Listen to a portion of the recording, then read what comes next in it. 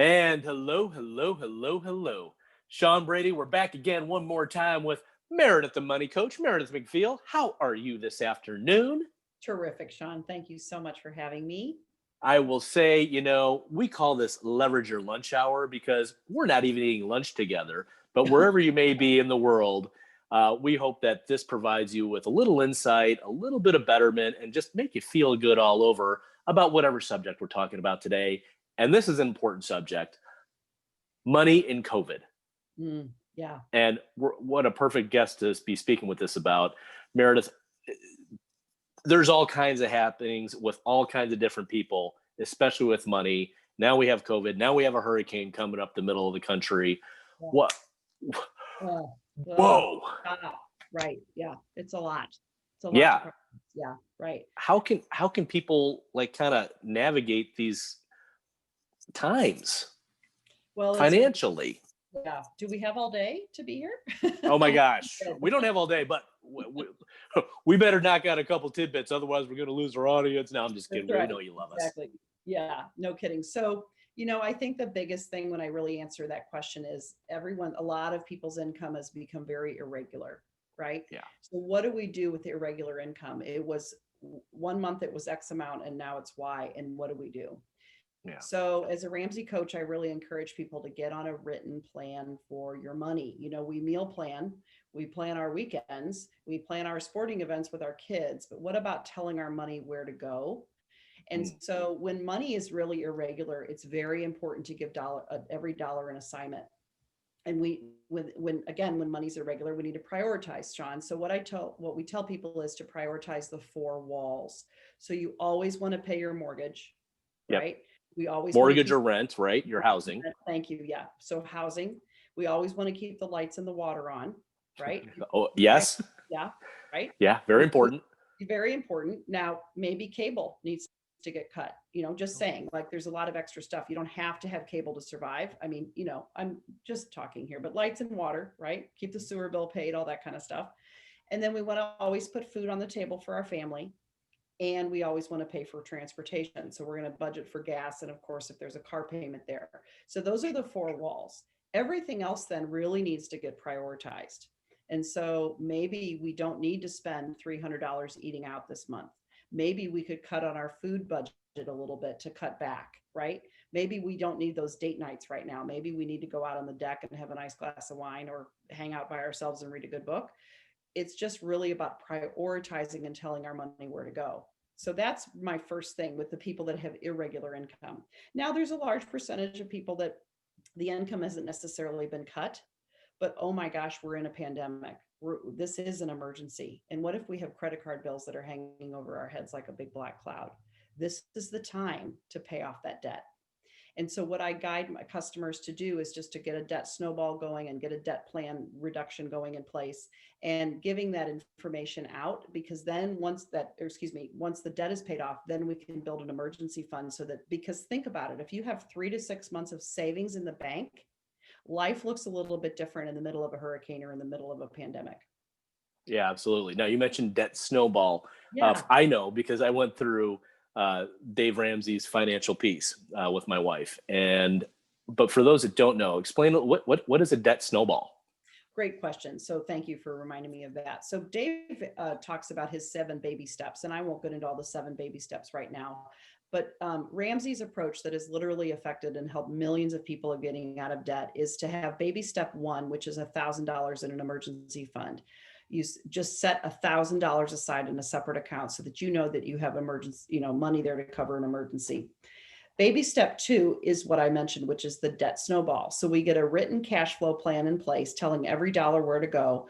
And we take the debt, all the debt, everything except for the mortgage, Sean. So we're not going to include that, but we're going to take any student loans, any car loans, any credit cards, any medical bills. And we take the smallest balance all the way up to the largest balance that's due. And we start a snowball. So you pay the minimum on everything else except for that small little medical bill that's maybe $115. And I'm going to pay that off this month. And then that 115 the next month, I'm going to apply it to the next medical bill, which might be $300, right? And I'm going to take that 115 and then whatever else I can put towards it, I'm going to put towards that, and then just slowly paying off the debt.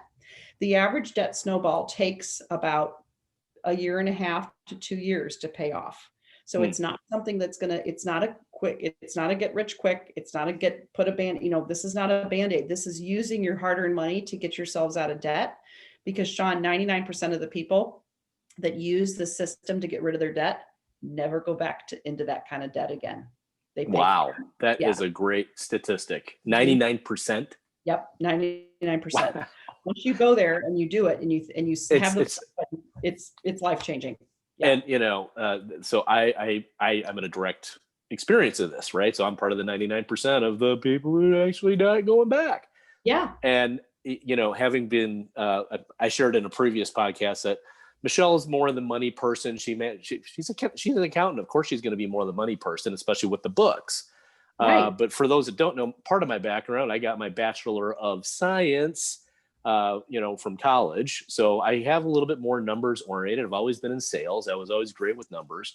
And one thing that prior to Dave Ramsey, and, I would argue with people about this was, it's like, well, wouldn't you want to pay off the debt with the higher interest rate? Because why be paying all that interest, even though, that doesn't make sense. Right, exactly. And you know what? And a lot of logical people say that to me, the engineers and all those kind of people, they go, wait, this isn't logical. If the math was the option right then, you would never be in debt in the first place, because you do the math and go, wait a minute, that doesn't make any sense. What actually overrides it and builds the momentum are the emotional and psychological wins that actually happen to the brain. And you go, oh my gosh, we just got ahead and paid off 2 debts. We can continue to do this. It's right. Yeah, I have a client. They are so great. They came to me with $156,000 worth of debt, 150 on a business side and a personal side. To date, since January, they've paid off $55,000 worth of debt. And she is so excited. Like I said, why don't you give yourself a little celebration and go out and have pizza? Nope. Like she's so dead set on getting herself out of debt. So the emotional wins take over from that logical side, where the interest rates don't matter. We just look at the balances and we pay them off. And it truly makes a huge difference because it's the momentum and it's worked for millions of people. Well, that's it's interesting you say the little celebration or celebratory side, and how often are we creating false celebrations that get us more in or keep us kind of stuck? And it has nothing to do with common sense. It's that emotional sense or our emotional intelligence that's running the day, just like, our diet and our weight and a lot of the other habits that we may not be necessarily looking at. And it's like, why am I kind of stuck right here? That's right. And when, what the other thing that's really cool is to create accountability. So what I do as a coach is I create accountability. So couples come to me and say, oh my gosh, and then they maybe get off track a little bit, and I get to kind of get them back on track, because when you have that momentum, you can have a little bit of a celebration. I mean, I said to them, no, you paid off $55,000. You're going to I don't do it. Go and do yes. It. Right. It's not going to be the end of the world for you, but I'm not saying go to Bora Bora. No, exactly. And again, this can be simple. I mean, it's not easy, but it is. Like, there's even an app called Every Dollar. If people aren't a spreadsheet person or they don't want to do the written budget, Dave Ramsey has a wonderful budgeting tool called Every Dollar. So it takes 10 minutes to put your budget together with your partner or single or your coach. And we put that together, and then it's just holding you to that plan. So you get to the end of the month and you know where your money's going. So it's really awesome. Again, also we use Every Dollar in our household. Yeah. And it for a free spirit like me, because I like to spend that, especially when we go to the grocery store.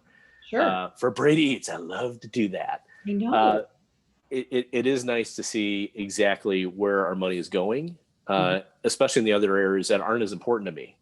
And it's like, I didn't realize that. It's like, I'm like, and then I get a concern. It's like, oh wait, did we have money for this type of giving, or like a birthday? Jaleesa, you mentioned that. Our media coordinator, she mentioned that in a previous episode. It's like, what do you do about the unexpected things? Or all of a sudden somebody's getting married, and it's like, oh, you know what? We actually budgeted for that.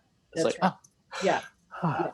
Or to have a miscellaneous category, I've found is huge. I mean, give yourself a little bit of a buffer, because we can't possibly have the foresight to see every single expenditure that's going to come up. So you put $100 in the miscellaneous fund and you go, okay, that's miscellaneous, right? Like there's just something, and the app is easy. The thing that I love about it too is, again, I think people ask themselves a lot, am I spending too much here? Is my gas bill too high?